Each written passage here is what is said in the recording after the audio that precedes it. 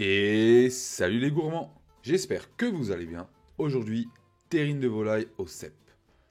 Comme d'habitude, vous trouverez les ingrédients en description de la vidéo.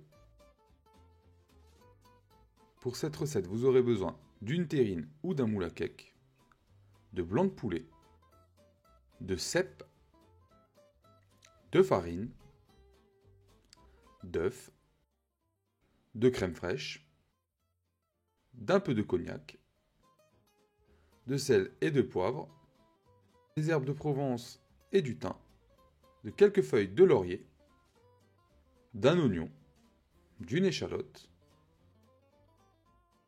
et d'une ou deux gousses d'ail. A l'aide d'un couteau, commencez par parer la viande pour enlever l'excédent de gras. Découpez vos escalopes en petits cubes afin de pouvoir les mixer plus facilement plus tard.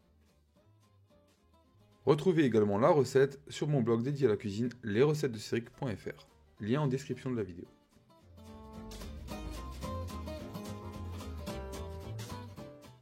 Épluchez votre oignon, votre échalote et vos gousses d'ail, puis découpez-les en petits morceaux afin de pouvoir les hacher.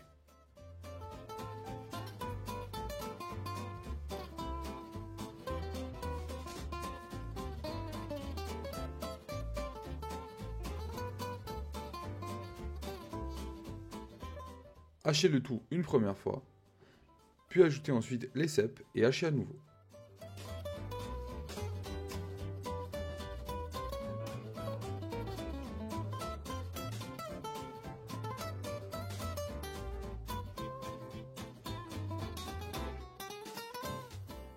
Versez votre préparation hachée dans un saladier.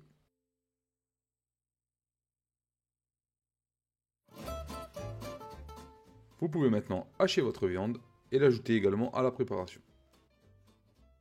Attention, la viande hachée et plus particulièrement la volaille est quelque chose de très sensible. Hachez-la donc au dernier moment ou réservez-la au frais.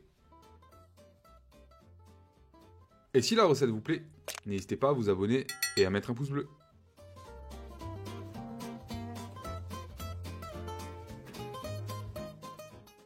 Vous pouvez maintenant ajouter le reste des ingrédients, ainsi que la crème en 2 ou 3 fois. N'oubliez surtout pas d'ajouter le sel.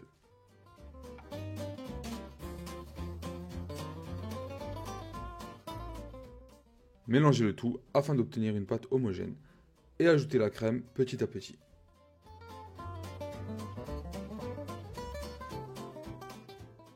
Une fois votre préparation terminée, réservez-la au frais, le temps de préparer la terrine pour la cuisson. Venez badigeonner votre terrine ou votre moule à cake avec du beurre fondu. Soyez généreux, n'hésitez pas.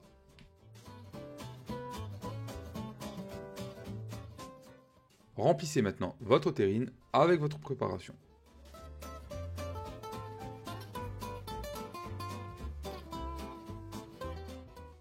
A l'aide d'une spatule plate, appuyez fermement sur votre préparation pour chasser éventuellement les bulles d'air qui auraient pu se loger au fond de la terrine.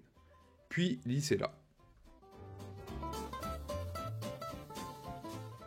Si vous utilisez une terrine en terre cuite, n'hésitez pas également à beurrer le couvercle. Ajoutez vos feuilles de laurier pour la décoration.